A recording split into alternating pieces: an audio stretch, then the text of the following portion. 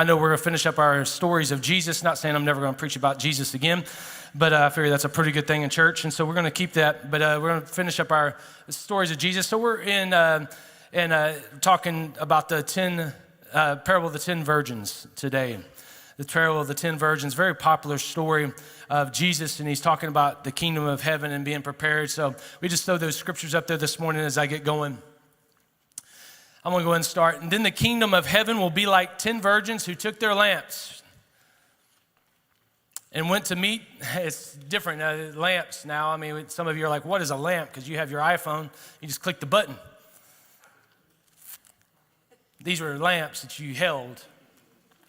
You had to have oil for them. Some of you that still are like, man, you ever been to Cracker Barrel? You know, that's the same they put on the table there. You ever eat there? They have to trim the wick and stuff. They light that thing. I think they even LED too. I don't even know what they are now, but I'm sure they're not putting oil in those all the time. But they look like they're a lamp. You know, if you've ever had a lamp like that and you didn't have oil for it, you understand the importance of having oil for it. I mean, like I said, if you have no oil, you have no light.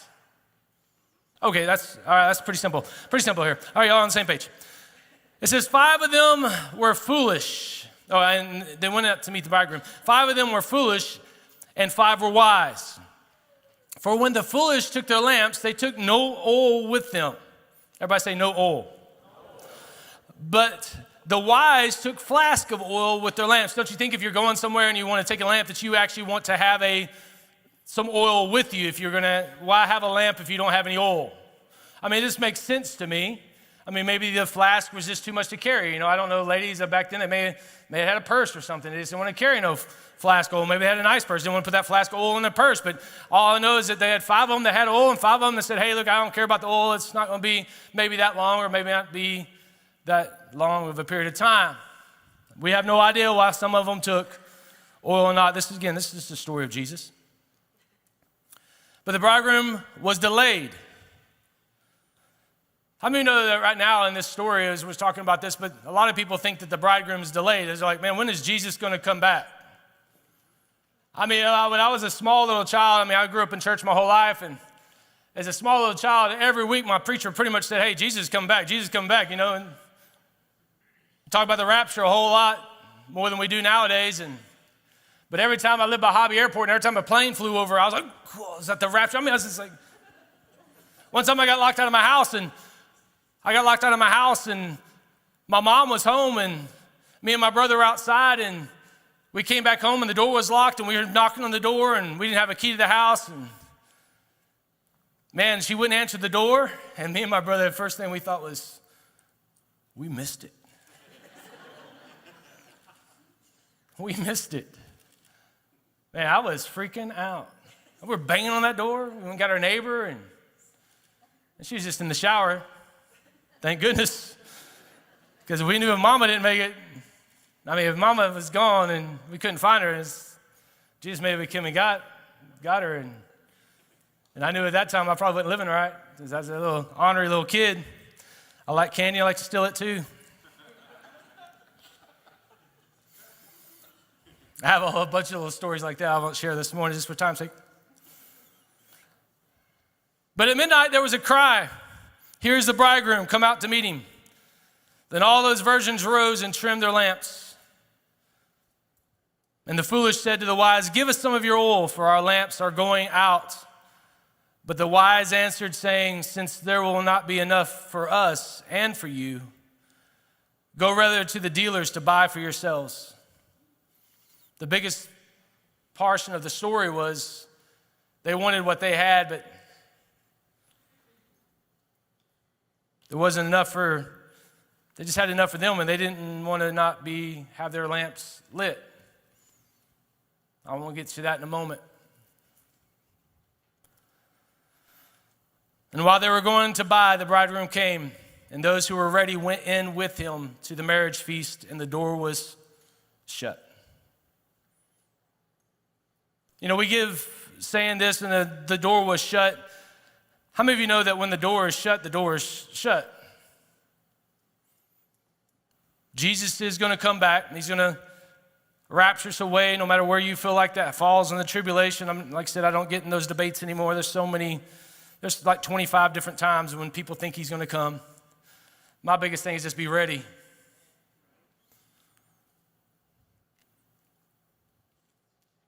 How many of you know that God shut the door on the ark? It wasn't Noah. It said that God shut the door. Nobody else could open the door at that point. God shut the door. He told them to be looking, told them to be ready. But it said that God shut the door on Noah's ark. And so while they were going to buy, the bridegroom came, and it says that the marriage feast and the door was shut. And afterwards, the other virgins came also saying, Lord, open up to us. But he answered, truly, I say to you, I do not know you. I do not know you. Watch therefore, because you neither know the day nor the hour. Now, the 10 virgins in the story representing the purity and holiness, and the Bible describes the church as the bride of Christ. He always describes us, the whole body, as the bride of Christ, and that we're to meet him without spot or wrinkle or blemish and those kind of things, living a holy and a sinless life as best as we can. We know that doesn't always work out for us. We try to, but pretty much for us is we're not supposed to be in willful sin, knowing sin that we know that is going to be wrong. All of us are going to sin and fall short of the glory of God. We know that's going to happen. How many of you know that you can go throughout a day if it's under your own accord? Sometimes we sin because we know we're sinning. Sometimes we don't know that we're sinning because of, we just don't really know it's wrong sometimes. But for the most part, how many of you know that you can go through a day without sinning? I know that blows your mind.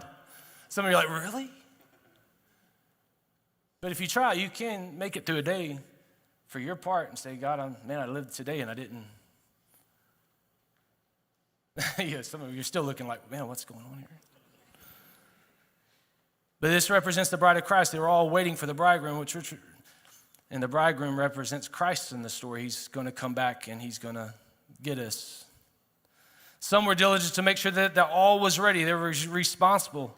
They took inventory. These first 5 said, hey, look, what do we need to be ready? And they took the inventory of what they needed to do. The 5 virgins, they took extra oil and different other things. They got things together. They prioritized things in their life to make sure that they were ready for the bridegroom to come. They said, hey, look, these are the most important things that we need to know today to make sure that we're going to be ready. When the bridegroom comes, that we're going to be ready. How many of you know today in our lives that we still need to prioritize the things in our life to make sure that we're ready?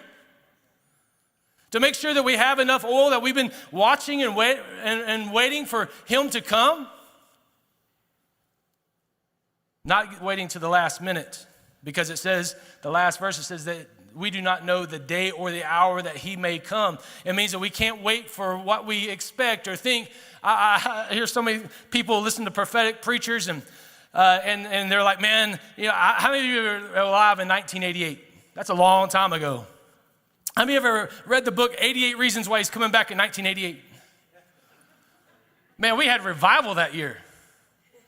In 1988, man, we had revival break out in the church because every Christian that read that, man, he's coming back this year, he's coming back this year, this is good. And then after 89, everybody went to they're like, we can do whatever we want. He didn't even show up. Had the same thing about Y2K. Everybody thought he was at midnight. Everybody's like, oh, man, we can't go do what we want to do on New Year's because he's coming back. But he says nobody knows the day or the hour. If you're reading a book right now, it says, hey, he's coming back next week, just throw the book in the trash. I'm not saying he's not coming back next week, but you don't know the day or the hour. Nobody knows. And that's the reason it says that we need to watch every day. We need to be prepared. Teenagers, you need to be ready today. You need to be ready tomorrow. You can't say, I'm going to live my life like I want to live it. No matter how old you are, no matter how young you are, you can't live your life the way that you want to. Every one of us has the responsibility to live like we need to and be ready for the moment at hand. Because before I finish preaching today, that trumpet may sound.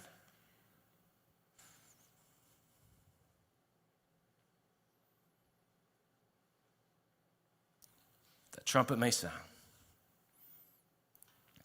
There was 3 things in a Jewish wedding that had to happen in this, and for time's sake, I'll just share just a couple of things. But the first thing that in a Jewish wedding that represents somewhat of this, and this whole story is representative of a Jewish wedding in the old culture, but in one of those things, the first thing that they had to pay a price for the bride, which we already know that Christ paid the ultimate price for us, amen? Second, the groom had to go away and prepare a place for the bride. This happened in the Jewish custom. Usually it was a room on the side of the father's house, and he had to have it all ready for his bride, which we know in the Bible that Jesus, it says that I go away to prepare a place for each one of us. But in the Jewish custom, the wedding custom, what had happened is only the father could tell the son, hey, I'm ready and you're ready, go. So the father would tell the son couldn't determine that on his own, the father had to tell him. So the father would go and tell his son. The third thing was, as the groom finalized the preparations, he would slip out, the wedding is near. Just slip out, hey, the wedding is near. How many of you know that slip has been happening for a long time for us, that word, the wedding is near. The wedding is near. It was the bridesmaid's job, it's our job, to make sure that there was enough oil in their lamps to warm the bride. The groom could come at any time between 6 and midnight in that day or time. If the bride's lamp was not lit, it meant that she was no longer interested, or that she didn't care enough to be ready. In the Jewish custom, this is what happened. They would have to light their lamps, and they would sit there with lamps in the window. And if the bride or the bridegroom came, or the groom came, or the groom came through the city, and their lamp was not lit, in that custom it said that the bride no longer cared enough, or she did not think it was important enough to be ready for her groom that was coming to get him. And it said the groom would ride off and leave the bride in utter darkness. That's the way it's going to be for all of us in this room today who are not ready. And I'm not trying to say this is scary. I don't think that fear can ever get you into heaven. It's a relationship with Jesus. I don't fear you, but I'm also telling you that you can have a relationship with Jesus starting today in just a few moments. Fear won't get you into heaven. It's only a relationship with Jesus. You need to understand where you're at. You need to take in your life right now, you need to make inventory of what's in your life, what you're prioritizing, what's important to you right now, what you're doing right now, the steps that you're doing right now to make sure that you were ready. That you're not living in sin, that you're not living in a rebellion towards the things of God. And some of you are like, man, I wish I'd have skipped this part, man. Here we go. 3 things this morning. I'm going to be done. I'm going to read a lot of scripture this morning. Are you still with me? I promise I won't preach long if you'll just stay with me. I got 3.5 more pages of notes. Here we go. Number 1, are you watching?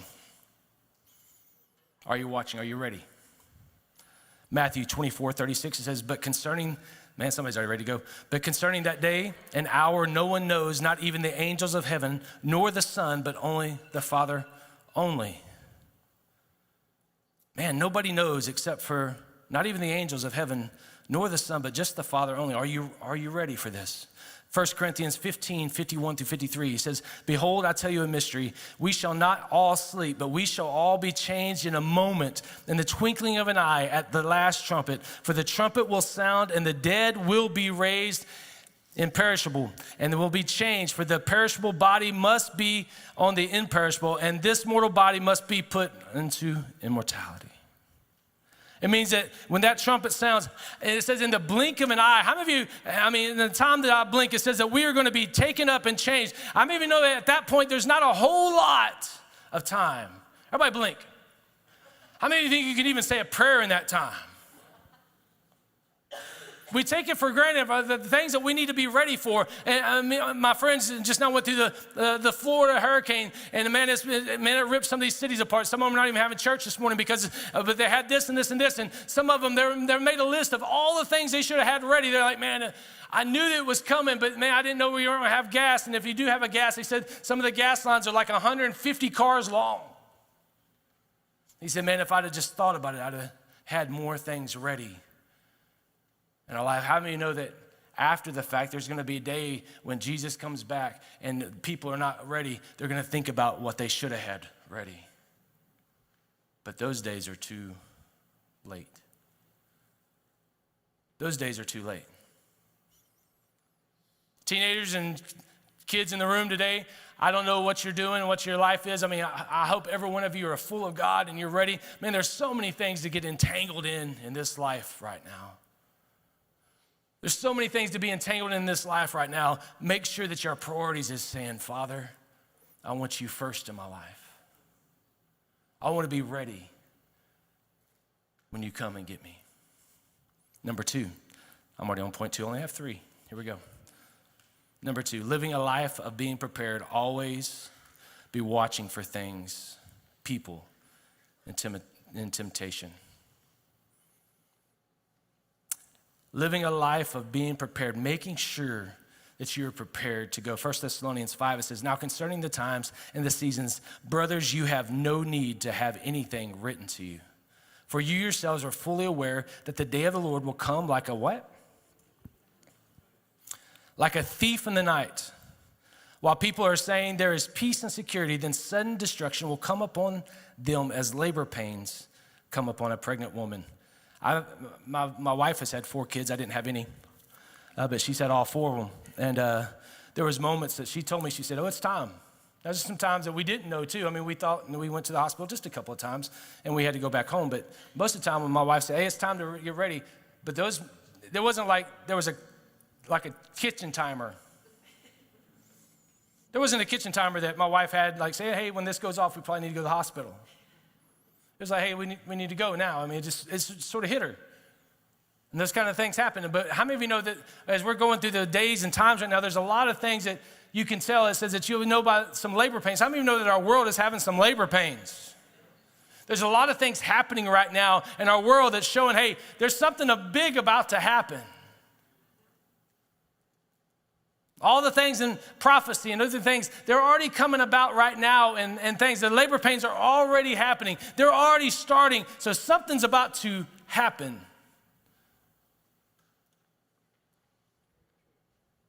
It don't take much to see all the things that are happening around the world to say, hey, something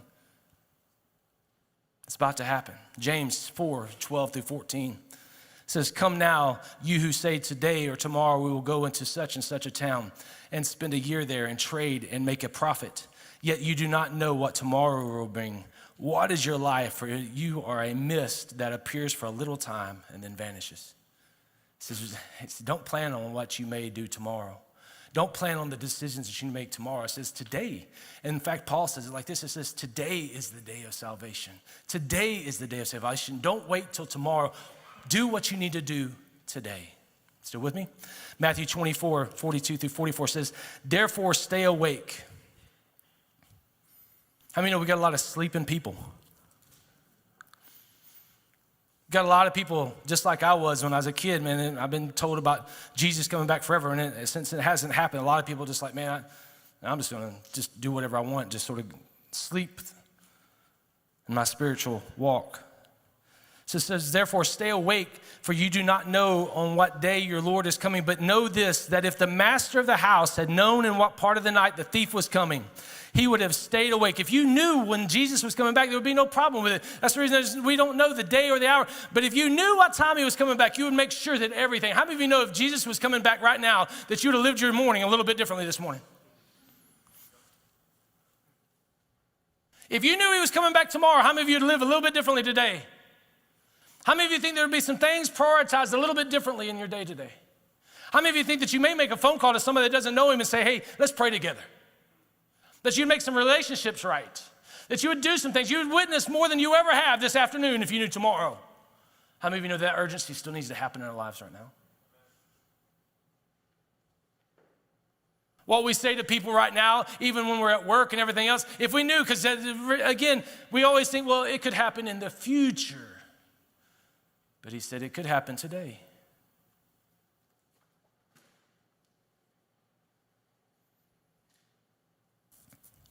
If we knew what time he was coming, we'd be ready. Therefore, you also must be ready, for the Son of Man is coming at the hour you do not expect. Number 3. Told you I was going to be done. Number 3 is you cannot rely on anyone else but you. I shared this story before, and I say this for the teenagers in the room, but I say this for my teenagers in the room too. But I remember when I was growing up, my mom looked at me at the age of 9 years old and looked at me and said, you have to have your own relationship with Jesus. You can't rely on mine anymore. You're old enough to know right from wrong. So I don't care if your mama sings on the worship team, your daddy sings on the worship team, he's a deacon, an elder, Sunday school teacher, greeter, whatever he may do. I don't care who you are in the room. I don't care what your past was. I don't care who that is. Every one of us cannot rely on what they did, how good of a person they were. Every one of us have to work on us to make sure that we're ready. It doesn't matter, you may have worked in missions work, you may have worked at the soup kitchen all your life. You may have done great works all your life. You may have worked at the clothes connection down at the BISD and collected clothes for all the kids. That's all great, but I'm asking you this morning, how's your relationship with Jesus? How is your relationship with Jesus this morning?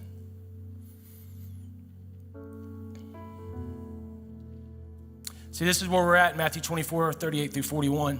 Very simple message. Again, any one of you could have preached this morning. It says, for in those days before the flood, they were eating and drinking, marrying and giving in marriage until the day when Noah entered the ark. And they were unaware until the flood came and swept them all away. So will be the coming of the Son of Man. Then 2 men will be in the field. One will be taken. One will be left. 2 people, a couple sleeping in their own bed. It says this one will be taken and one will be left.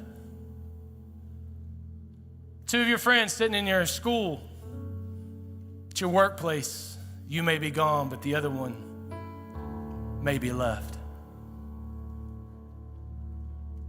You can't rely on anybody else or anything else. You have to make sure that you yourself are ready. You say, hey, Father, I have enough oil in my lamp. I've done what it takes. I've prioritized things in my life because I want, as we even prayed this morning, I want all of you and I want more of you. That I don't want to let anything else creep in on me. I don't want anything else to get in my way. I don't want anything else to distract me. But I want to know.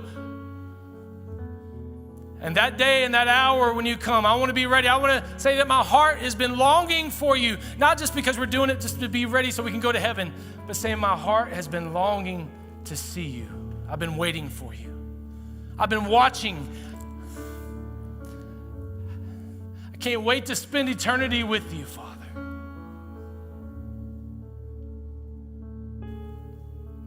When I was a teenager, I lived most of my Christian life because I didn't want to go to hell. I lived most of my Christian life because I didn't want to go to hell. I mean, maybe you can relate to that. It's like, man, I don't want to go to hell, so I'm going to live for Jesus. So I did everything I was supposed to do. I checked off the list. I went to church, got involved in some youth leadership, checked off all the boxes, went on mission trips, went down to feed people at the Star of Hope down in Houston every Friday night. Man, I checked off the list of everything I needed to do. But it wasn't until I was 19, to be honest with you. When I was 19, a lot of things in my life changed. I said, there's got to be more than just checking off the boxes. There's got to be more than just doing all the things out of duty. And I started going after God. This is what God told me. You may think this is jerkish of God, but I understood what he was saying. He said, Jonathan, I chased you for 19 years. He said, I want you to chase me for a while. Changed my life. But in that chase of that pursuing for him, I began to fall in love with him like I never had before. I wasn't doing it because I had to check a box. I wasn't doing it because I wanted something from him. I was doing it because I wanted to know the creator of the universe who knitted me and formed me in my mother's womb. I wanted to know the plans that he did have for me. I wanted to have a relationship like him with no other. I learned to talk to him. I learned to just relate with him. I learned to laugh with him and cut up with him. And you know God is funny? He created you. I'm just joking.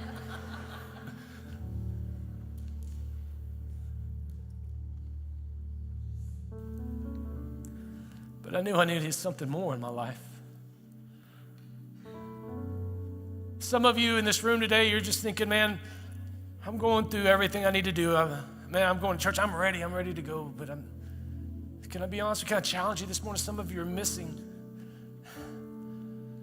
The greatest thing you could ever have is a relationship with him. That you can love on him and he'll love on you. We get that privilege because it said, Emmanuel, God with us, walking with us. That relationship of just sitting at his feet and just communing with him and talking and getting into his presence, which is the fullness of joy and peace.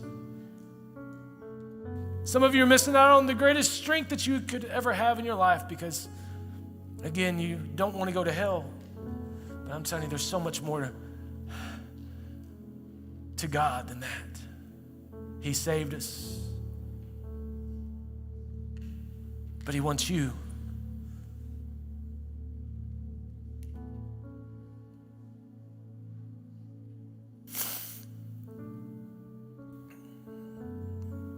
But for some in the room today, I'm going to go all the way down to my last scripture, Jackie. This is what's in store for those who chose not to. And again, I'm not using this scripture to manipulate you or try to scare you or anything else, but in Revelation 20, the end of the book, 12 and 14, and I said, I saw the dead, great and small. No matter what they did, some of these are kings and emperors of the world. Some of these will be preachers. They'll let things slip into their life. Some of these will be Christians. Some of these will be just wicked people as well. Some of these, they're going to stand before this great white throne judgment, are people who talked about Jesus all the time, but Jesus said, I never knew you, which is sad to me. You're thinking, man, I don't even know if I'm saved. Do you have a relationship with him? Daily, continually. And I saw the dead, great and small, standing before the throne, and books were opened. Then another book was opened, which is the book of life, and the dead were judged by what was written in that book, according to what they had done. And the sea gave up the dead and who were in it. And death and Hades gave up the dead who were in them. And they were all judged, and each one of them according to what they had done. Then death and Hades were thrown into the lake of fire. This is the second death for those. Every one of us is going to give account for what we did, the life that we lived, how we spent, if you want to say, in between the dash of when you were born and when you died. But every one of us will give an account from that. Are you watching? Are you ready? Are you preparing? Have you been relying on somebody else's salvation? Have you been relying on your parents? Have you been relying on what you're doing? Or do you have a knowledge of the King of Kings and Lord of Lords who died for you, who calls you by name, who knows you? Do you love him this morning? Not because of what he can do for you, not because you don't want to go to hell, but you know him and you want more of him. Will you bow your heads this morning?